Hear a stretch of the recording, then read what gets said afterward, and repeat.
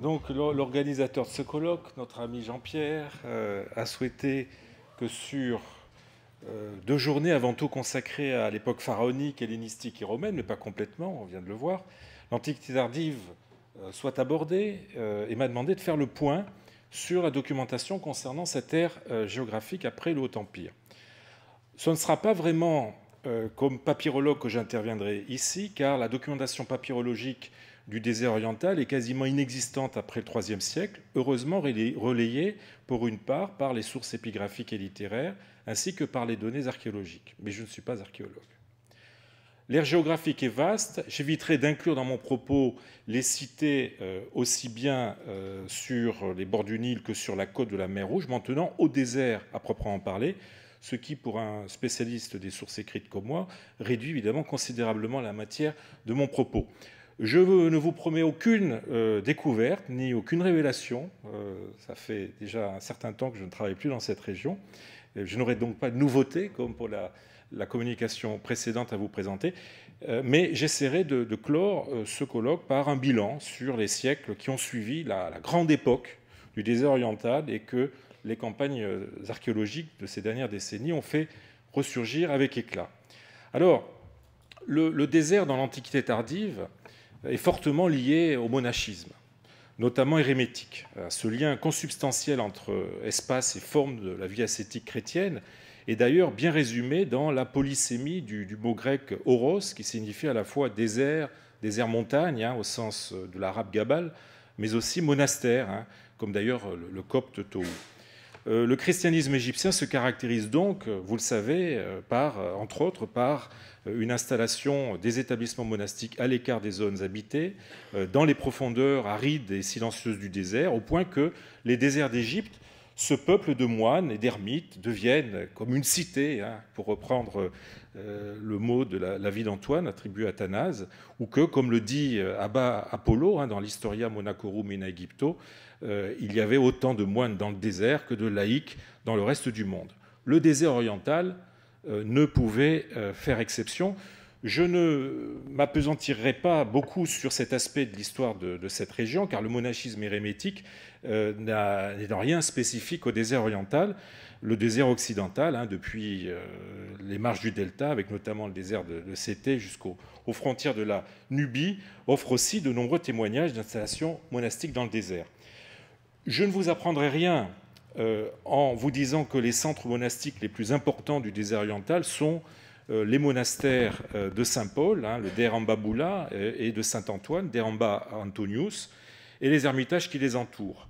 La vie d'Antoine nous apprend qu'Antoine, le fondateur du monachisme égyptien, voulant fuir la foule qui envahissait de plus en plus son ermitage de Pispire, facilement accessible aux visiteurs, demanda à des Saracènes, habitués au désert arabique, de l'emmener plus profondément dans le désert, et qu'après 3 jours de voyage à dos de chameau, il s'arrêta dans un lieu qu'il trouva approprié à l'ascèse, dans le Wadi Araba, au pied du Gabal el-Galala el-Kibliya. Après sa mort, le lieu attira d'autres ermites au point qu'on y construisit, peut-être sous Julien l'Apostat, un monastère. Je vous montre ici évidemment le site actuel avec cette bâtisse qui n'a rien d'ancien.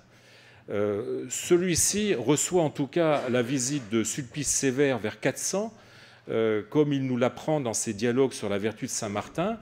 Je le cite, je suis allé aux 2 monastères, un monastéria en latin, du bienheureux Antoine, qui sont encore aujourd'hui habités par ses disciples. Je me suis même avancé jusqu'à l'endroit où a séjourné le bienheureux Paul, le premier ermite. Alors on voit par ce texte que le monastère de Paul, le Saint Paul, lui est déjà associé. Paul serait le premier ermite selon Jérôme, dans la vie de Paul, rédigée dans les années 370. Je cite ce texte. Il y avait déjà 113 ans que le bienheureux Paul menait sur la terre une vie toute céleste, et il vint en penser à Antoine, âgé de 90 ans, demeurant dans une autre solitude, que nul autre que lui n'avait passé dans le désert la vie d'un parfait et véritable solitaire. Mais lorsqu'il dormait, il lui fut révélé la nuit en songe qu'il y en avait un autre, plus avant dans le désert, meilleur que lui, et qu'il se devait d'aller le voir. C'est ainsi donc qu'Antoine part rendre visite à son aîné à 90 ans. Il va rendre visite à Saint-Paul qui en a 113. Vous voyez le tableau. On a montré que ce récit, évidemment, a été inventé et que le monastère de Paul, situé dans l'étroit Wadi el-Deir, au sud-est du Wadi el-Araba, est une création postérieure. Il n'en a pas moins fait l'objet d'une grande popularité à la mesure de celle qui entoure évidemment la figure de ce saint, quelque mythique qu'elle soit, attirant de nombreux pèlerins. Au point d'ailleurs que le monastère de Paul ravit parfois la vedette à celui d'Antoine. Par exemple, au VIe siècle, le voyageur connu sous le beau nom d'Anonyme de Plaisance nous raconte dans son itinéraire, paragraphe 43, que de Clysma, il est allé, je le cite, à travers le désert à la grotte de Paul, en syriaque Kouba. Cette source continue à donner de l'eau jusqu'à présent. Ensuite, de nouveau, à travers le désert, nous sommes parvenus aux cataractes du Nil. Donc il ne visite pas le monastère d'Antoine. Le désert oriental, d'ailleurs, on le voit avec ce texte, faisait l'objet d'excursions touristiques, si on en croit cet auteur. Mais évidemment, le voyage du Wadi el-Deir aux cataractes du Nil, sans passer par la vallée, semble très improbable, au point que cela jette quelques discrédits sur cette relation. Il n'en reste pas moins vrai que ces monastères, malgré leur situation difficile, attirent les ascètes, mais aussi les pèlerins. Pour ce qui est des premiers, certains s'installent dans les wadis qui, venant du Gabal el-Galala el-Kibliya, débouchent sur le Wadi Araba, ainsi le Wadi Anaba et le Wadi Nitfa ou Natfa, où l'on a repéré les sites de Ain Barda ou de Bir Bachit, parfois appelé aussi Abu Khit. Alors plus au nord, à 68 km de Suez et à 28 km d'Ain Sourna, on connaît aussi un autre site monastique, celui de Der Abu Darag ou Daraj, le monastère du Père des Marches, qui aurait été dédié à Saint Jean Climac, moine du Sinaï, mort en 649, l'auteur de la célèbre échelle sainte, d'où le nom arabe, Abu Daraj. Daraj pourrait marche pourrait correspondre à climax. Alors Stéphane Thiem rejette néanmoins tout lien avec le saint sinaïtique, qui n'avait pas de rapport avec cette rive de la mer Rouge, et préfère identifier la figure éponyme comme étant Jean Colobos, ou Jean le Petit, un moine du 4e, 5e siècle, qui quitta Scétis pour la région de Suez. Proche de ce monastère, alors que je vous montre peut-être, proche de ce monastère, la montagne environnante est truffée d'ermitages, décrits par le père Sicard dans ses lettres édifiantes, et qui ont été redécouvertes par le père Martin. Je vous renvoie au bulletin de la Société d'archéologie copte de 1965-1966, et je vous ai mis à l'écran quelques images prises par le père Martin de ces ermitages. Ermitage qui semble témoigner d'une occupation allant du 8e au 10e siècle, qui pourrait précéder la construction du monastère. Donc on est assez tard. La région qui est au sud de Saint-Antoine et de Saint-Paul a connu aussi des implantations monastiques, principalement au Mons Porphyrites, dont les moines apparaissent souvent dans les sources littéraires, comme l'histoire lausiaque de Pallade, les institutions de Jean Cassien, ils font allusion aussi, les apophthegmes ou le pré spirituel de Jean Moscos. On a aussi des traces d'installations monastiques dans le Wadi el-Atrash, que vous avez sur la carte. Je pense notamment au Der el-Atrash, au nom évidemment significatif, et qui conserve encore des témoignages de réutilisation d'un bâtiment plus ancien par une communauté monastique. J'aurais bien voulu vous montrer les photos que j'avais prises lorsque, avec l'organisateur de ce colloque. Adam et Hélène, nous étions allés rendre visite, nous avions fait une petite excursion là-bas, mais je n'ai pas réussi à retrouver les diapos. Alors évidemment, je me suis tourné vers Saint Google pour vous montrer une image, mais évidemment, c'est beaucoup moins parlant de ces traces archéologiques. Alors, je n'insisterai pas sur cette partie du désert oriental, depuis le mont Sporfirité jusqu'à Bérénice, car elle a fait l'objet de nombreuses investigations archéologiques ces dernières années par des spécialistes qui sont pour la plupart dans l'assistance. Et d'ailleurs, je pense que pour l'instant, une synthèse est encore prématurée. Par ailleurs, je l'ai dit, cette nouvelle population qui investit certaines zones du désert oriental à la faveur de l'expansion du christianisme et du goût pour l'ascèse en milieu désertique n'a rien qui soit propre au désert oriental. Une autre population, en revanche, fait la spécificité de cette région, a retenu l'attention des anciens et mérite donc que nous nous y arrêtions.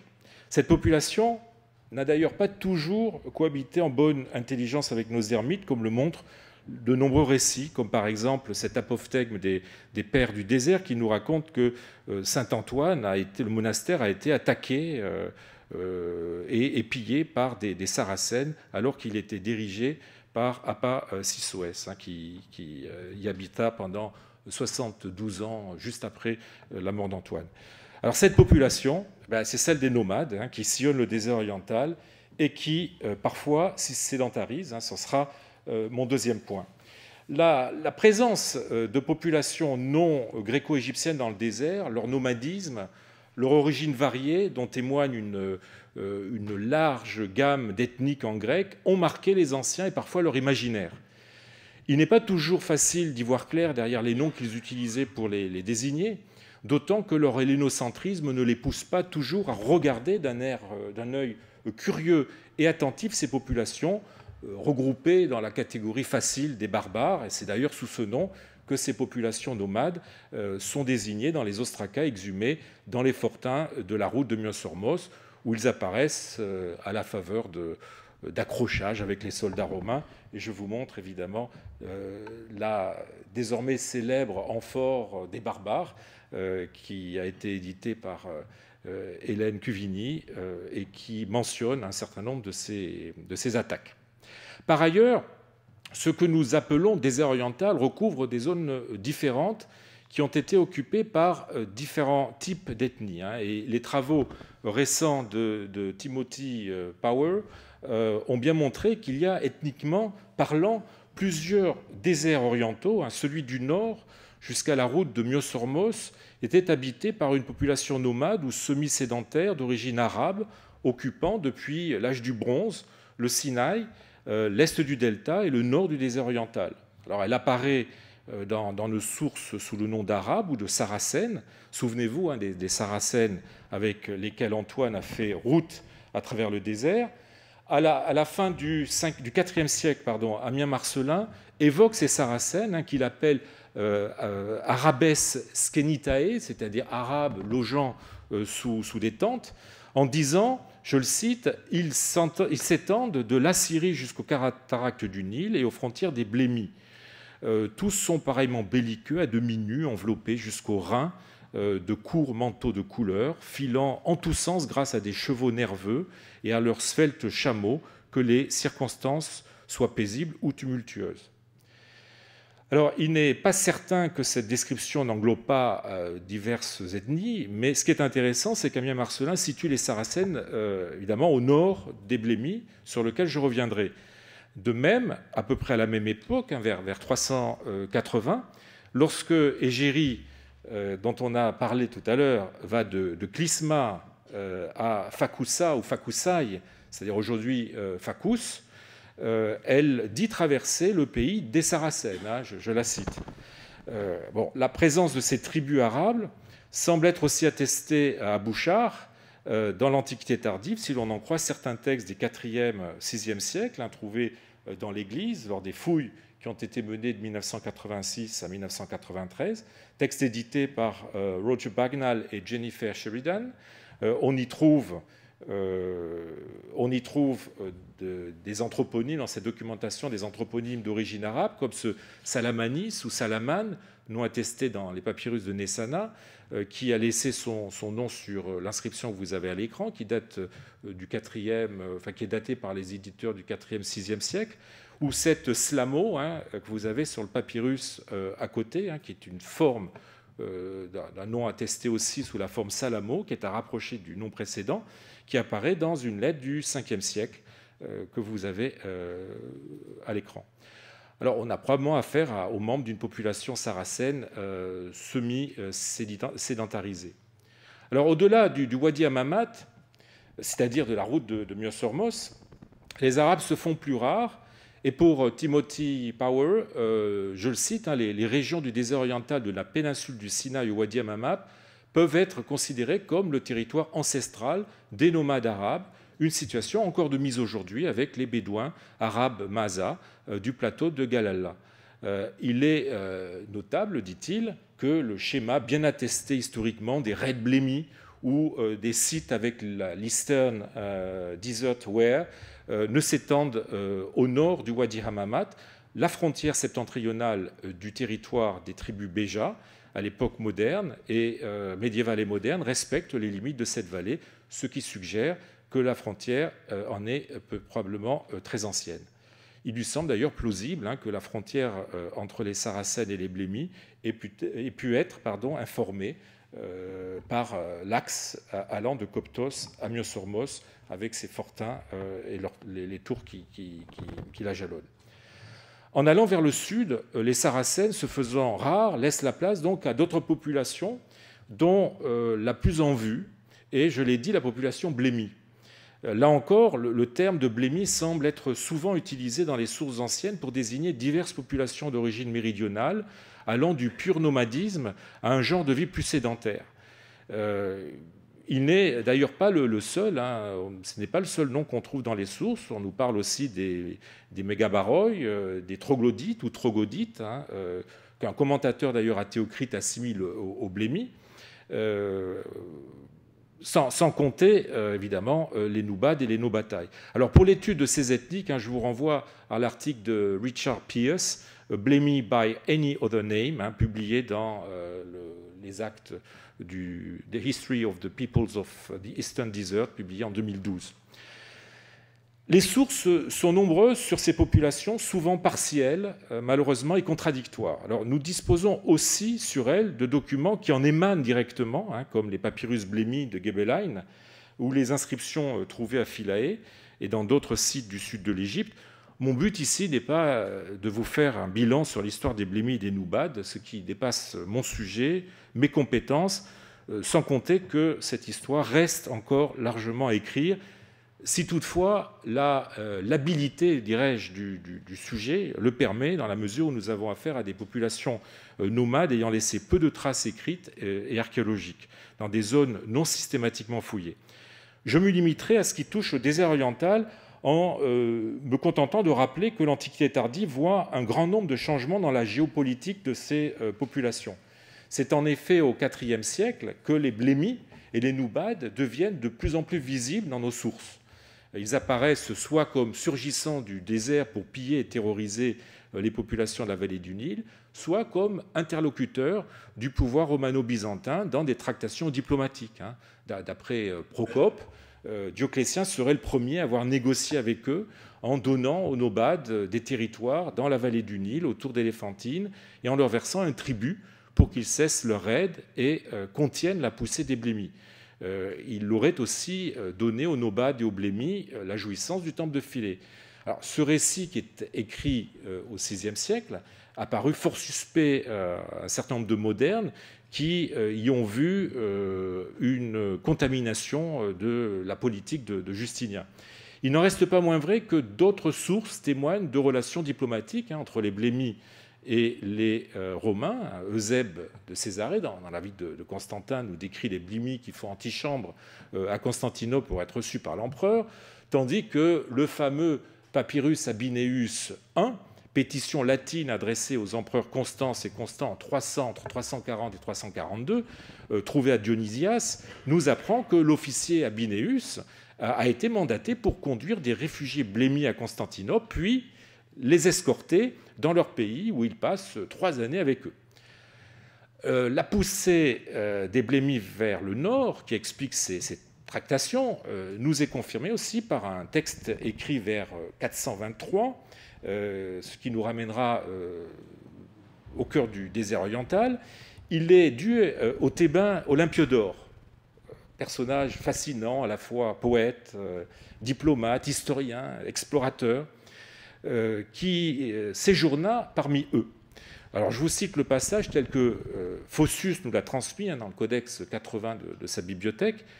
L'historien, dit Photius, l'historien nous dit que lors de son voyage d'enquête, Historias Eneka, c'était donc bien un explorateur, aux environs de Thèbes et de Syène, les chefs et les les prophètes, il s'agit d'une catégorie de prêtres, des barbares, voisins de Talmis, les blémis, manifestèrent le désir de le rencontrer. C'était sa réputation qui les attirait, et ils m'emmenèrent, dit-il, jusqu'à Talmis même, de sorte que j'ai pu explorer même ces régions-là, qui sont à 5 journées de filet, jusqu'à une ville appelée Prima, qui autrefois se trouvait être la première ville de Thébaïde du côté des barbares, et que pour cela les Romains appelèrent en latin Prima, c'est-à-dire la première.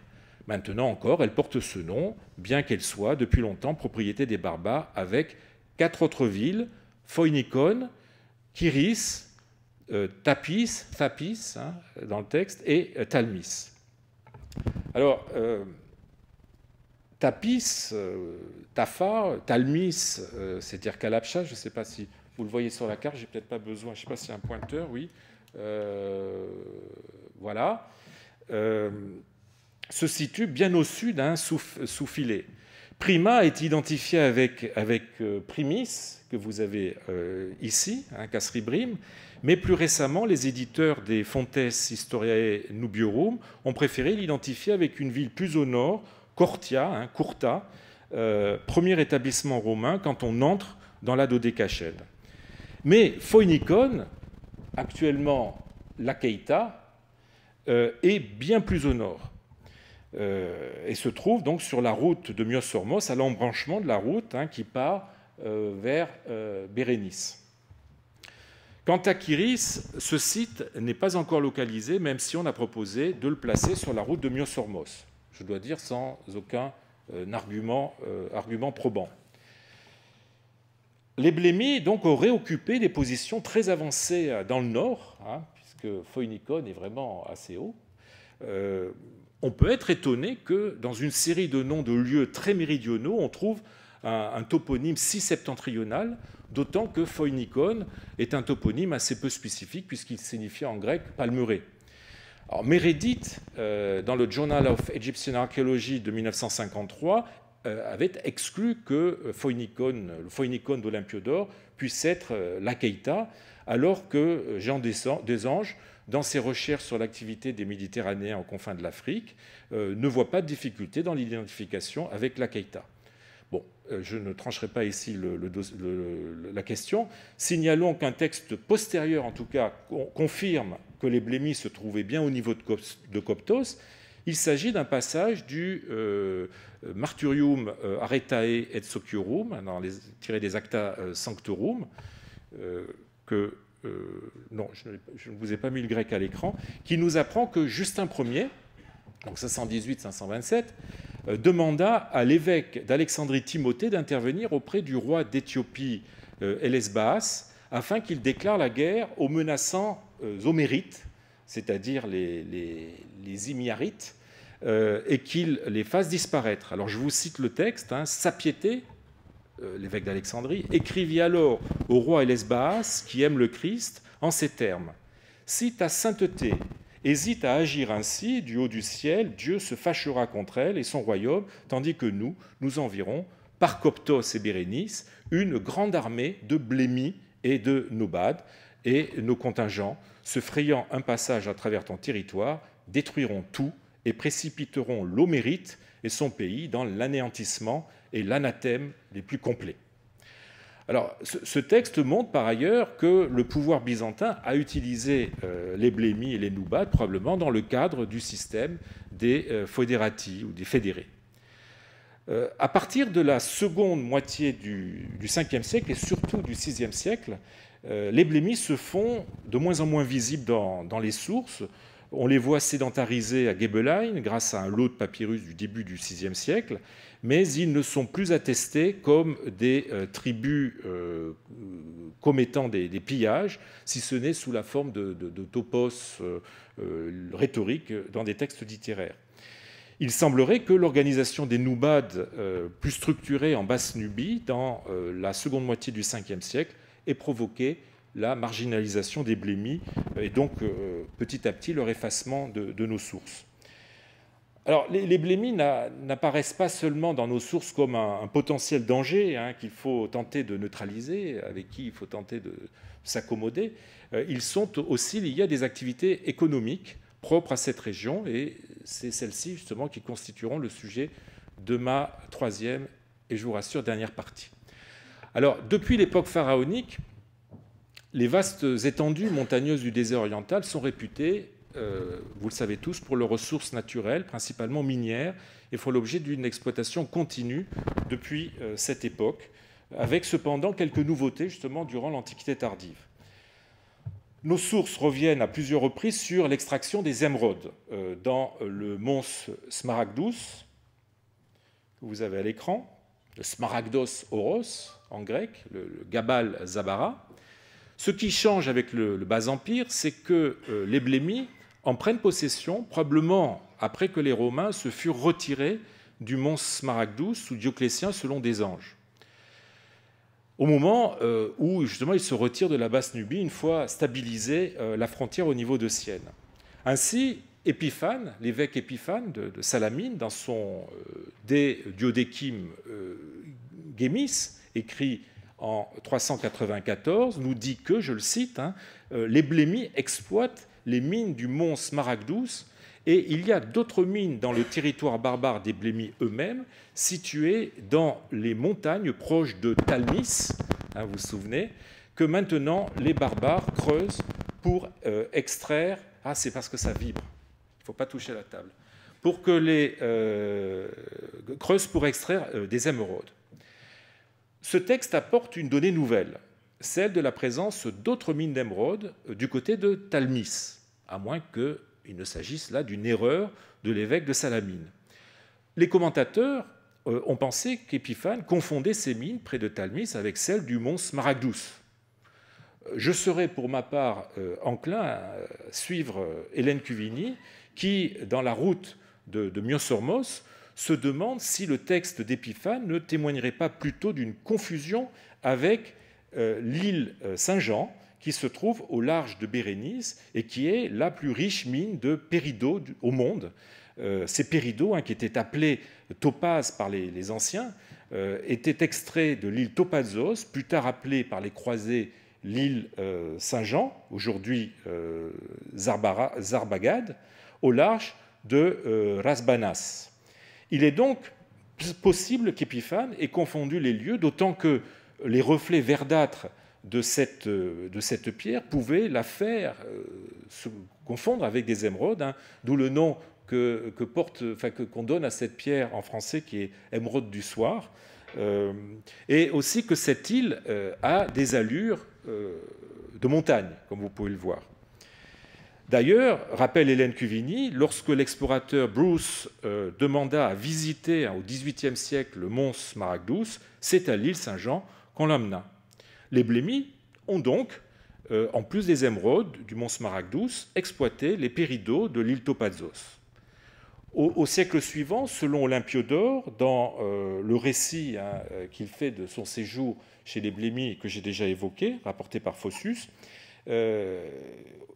confirme que les blémis exploitaient les émeraudes. Et au VIe siècle, Cosmas Indicopleustes nous raconte dans sa topographie chrétienne que les blémis procurent aux Éthiopiens, il faut comprendre les Nubiens, des émeraudes en vue d'un commerce avec les Indiens. Et l'on peut faire confiance, je crois, à Cosmas, qui est non seulement égyptien, mais qui avait exercé aussi des activités de commerçant. L'autre grand centre d'exploitation du désert oriental est évidemment le porphyre, au Mons Porphyrites, qui connaît son pic d'activité précisément au IVe siècle, du fait de l'engouement pour cette pierre de la part des empereurs byzantins. On a de cette époque une inscription dédicatoire de l'église de Mélicios sur le Mons Porphyrites qui témoigne d'un regain d'activité au Mons Porphyrites, puisqu'elle atteste la restauration de cet édifice par les parkikos, le chef des carriers, et les artisans du lieu. Les fouilles menées sur le site du Mons Porphyrites par David Peacock et Valérie Maxfield dans les années 90 ont grandement amélioré notre connaissance de cette carrière. Je n'y insisterai pas en vous renvoyant à leurs travaux, d'autant que Valérie Maxfield est intervenue sur ce sujet au cours du colloque. Autre nouveauté en la matière, durant l'Antiquité tardive, est l'exploitation de l'or au Bir Fawahir sur la route de Coptos Myosormos. Et les fouilles menées par Carol Meyer et l'Oriental Institute de l'Université de Chicago, dont elle nous a parlé tout à l'heure, ont en effet mis en évidence sur ce site, antérieurement abandonné, le redémarrage au Ve siècle des activités minières qui durèrent au moins jusqu'au VIIe siècle, ou à la fin du VIe. Bir Fawahir a dû faire l'objet d'une attention toute particulière de la part des autorités byzantines, toujours à la recherche d'or, surtout au VIe siècle, qui connaît des problèmes d'approvisionnement en or accrus par la politique de reconquête menée par Justinien, alors même que la pression des barbares entravait l'exploitation des mines des Balkans, l'autre région connue à cette époque pour ses gisements aurifères. Et ce n'est probablement pas un hasard si c'est précisément au VIe siècle, à l'époque de Justinien, que le village des mineurs de Bir Fawahir atteint son extension maximale avec 250 maisons, soit près d'un millier de résidents. C'est pour cette raison que j'ai émis, il y a quelques années, l'hypothèse que cette activité minière soit à mettre en rapport avec le changement de nom que connaît la cité la plus proche, Coptos, puisqu'on sait par la description de Georges de Chypre en 1772 que Coptos fut aussi appelé Justinianopolis. Il est certes étonnant que cette information ne se retrouve nulle part ailleurs, même pas dans les papyrus. Le silence de la documentation papyrologique est néanmoins relativisé par le fait que nous avons très peu de papyrus grecs mentionnant Coptos à partir du VIe siècle et que les autres exemples d'éponymie impériale montrent que le nom traditionnel continue à concurrencer le nouveau nom dynastique.